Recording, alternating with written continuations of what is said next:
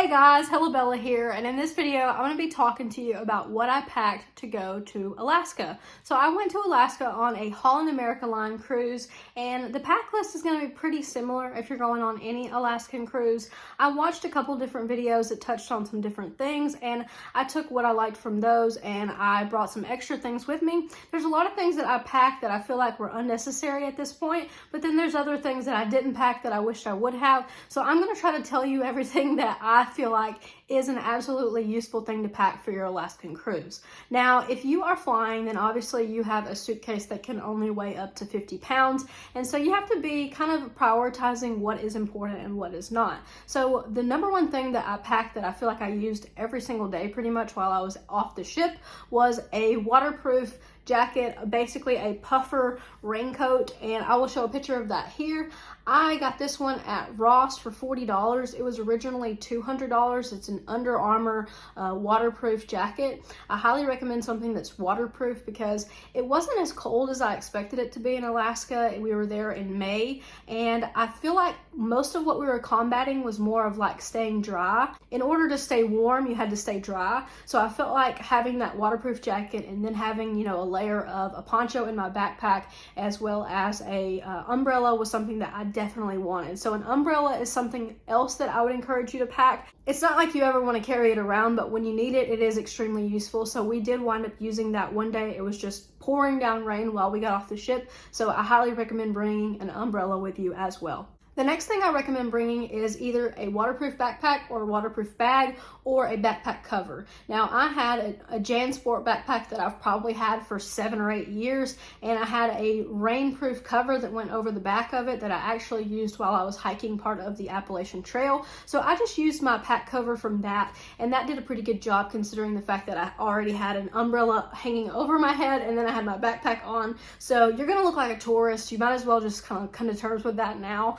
Especially coming from Alabama where we do not get that kind of weather. I definitely overpacked and I probably looked silly to somebody, but at least I was comfortable and at least I was warm.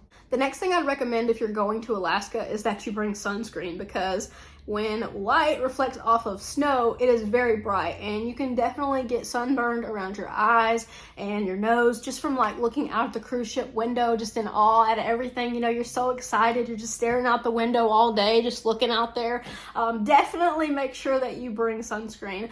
I like to bring the spray kind, but I also like to bring the kind that you can use as like a stick and just stick it underneath your eyes and on your nose, because you definitely don't want to be sunburned on the cruise. If you're going on a 7-day cruise and you get sunburned on the second day, you're gonna have a bad rest of your week. One thing that I packed that I didn't use was bug spray. I'm not sure why that was on every pack list. Maybe some people were going on hikes. I didn't really go on any hikes, so I didn't need the bug spray. Didn't even get it out of my suitcase. So that one just kind of depends on what you're doing. I even went snorkeling, and there's not really anything that's going to get to you while you're wearing a wetsuit in the water. So obviously, didn't really need to pack that. The next thing I would recommend that you pack is some Dramamine. Obviously, you want to pack all the medicines that you normally take, but even if you don't think you're going to get seasick, you might want to go ahead and pack this.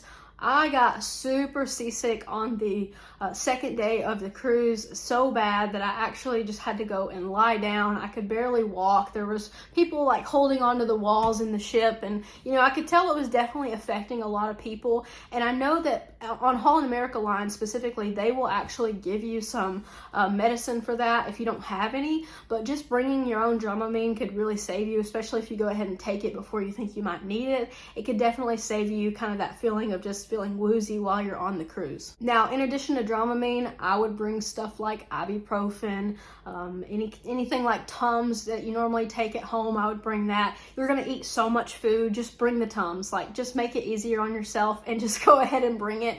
On a cruise, that's most of what you do is eat and drink and look out the window. So I highly recommend bringing as much medicine as you think that you could possibly use. Now, the next article of clothing that I packed was my Under Armour heat gear. This was basically a long sleeve tight shirt that goes underneath your clothes. When you go to Alaska, most people recommend that you pack layers because it can heat up, so you want to be able to take off some layers. And, you know, having that base layer, I felt like kept me warm, especially on the days where it was, we had to walk a lot or we had a short excursion that we were going to. I really liked having that layer underneath my other layers. I packed sweatpants, and I actually wound up wearing sweatpants and leggings and kind of alternating back and forth.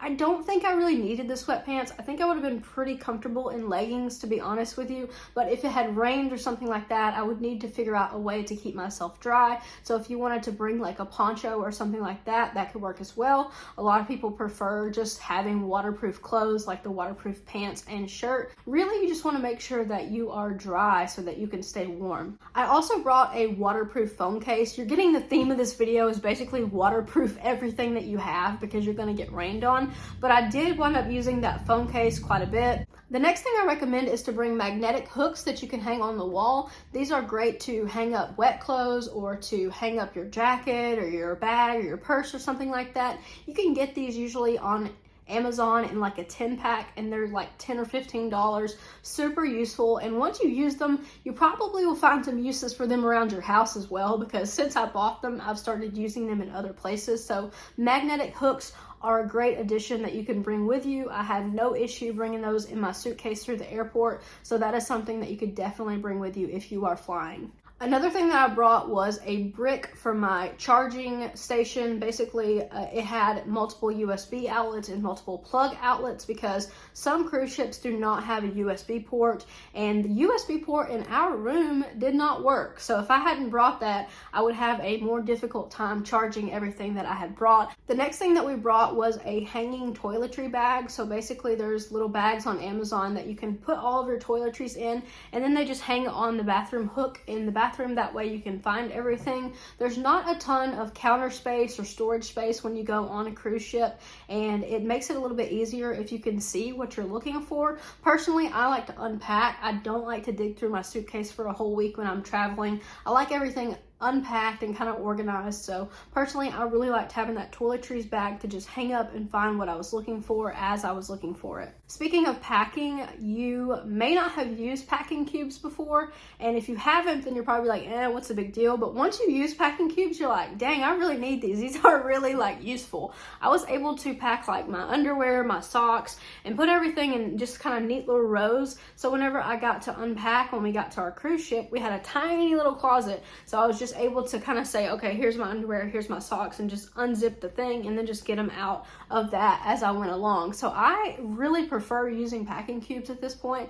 I'm probably going to order some nicer ones because the first set that I bought was from eBay and they were like $9 or $10 and they're just kind of flimsy, but I definitely would recommend getting packing cubes, especially because you're gonna be packing a lot if you're going on a cruise, especially if you're going to Alaska, and you want to be able to find what you're looking for pretty quickly. So I'd recommend packing cubes just to stay organized. One thing that I didn't personally pack, but I saw a lot of people with it, was a water bottle. They would fill up their water bottle in the Lido deck, and you're not supposed to use your water bottle at the drink stations, but people were doing it and no one was saying anything. So even if you can't do that, you can still use a cup and then pour from the cup into your water bottle. So I thought that that was a really good idea. There was a lot of times where I was like, I really wish I would bring a drink to the room and not spill it. So definitely want to bring some kind of reusable water bottle on your cruise with you. All right, the next thing that you could possibly bring, not something you really need to bring, is ducks. So a lot of people leave ducks on the cruise ship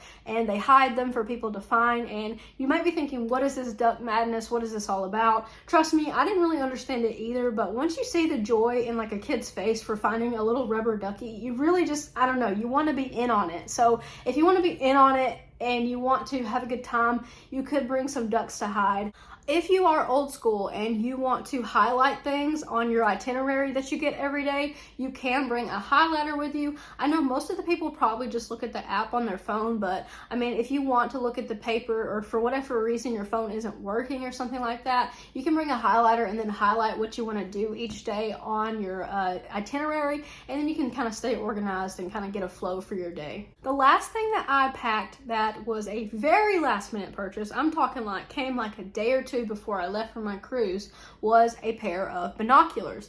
and I am so glad I ordered these. I would have been so sad if I was trying to see something and I couldn't see it because I hadn't ordered binoculars. I actually was able to see like a whale up close because of my binoculars, and there's some things that I wouldn't have been able to see very well without them, quite frankly. There were some sea lions that were perched up on a buoy that I got to see, and I really just enjoyed having the binoculars. I've actually been using them now that I'm at home. It's just nice to be able to see things.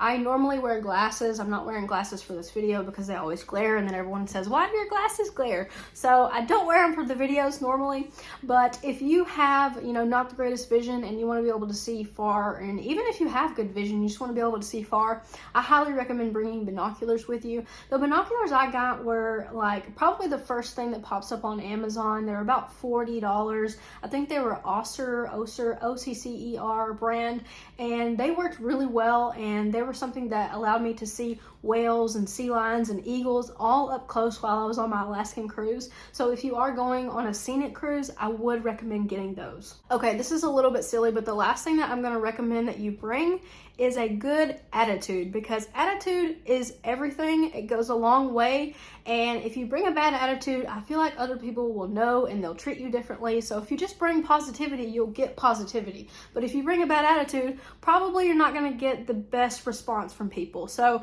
I know that traveling is stressful. I know that there are times when you just want to pull your hair out and that you just think, oh, nothing's going right. This is supposed to be vacation. This is supposed to be fun. But I promise you, whatever hiccups there are, you will get through it. Just stay calm, and you know, everything will work out. Everything will be fine. So if you forget to pack something, what I always tell myself is that, you know what, there's nothing that I can forget to pack that I can't buy somewhere once I get there. For the most part, everything is replaceable, and there's nothing to worry about if you don't pack everything. You can buy stuff when you get to port. You can buy stuff on the cruise ship. So if you forget it, don't worry too much. There's a good chance that you can replace it, and it won't be that difficult to do so.